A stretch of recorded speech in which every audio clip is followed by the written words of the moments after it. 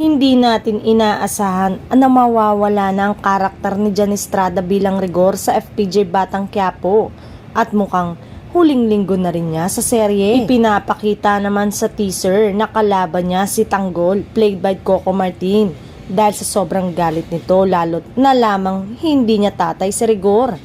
Nagtanong sa ilang taga-ABS-CBN kung okay na kay Jan na alisin siya sa show, lalo't isa siya sa itinuturing na poste ng programa. Okay naman yung takbo ng kwento, tsaka nag-usap naman na sina Jan at Coco, sagot nito. Pagkatapos daw ni Jan ay si Makoy De Leon as David naman ang kasunod na babalikan ni Tanggol, kaya mukhang nanganganib na rin matsugi ang aktor. Tiyak may bagong show naman siyang gagawin dahil hindi naman siya nababakante ng trabaho. Samantalang magbubukas na ang pinakabagong yugto ng Batang Quiapo sa pagsisimula ng ikatlong taon laban kay Tanggol.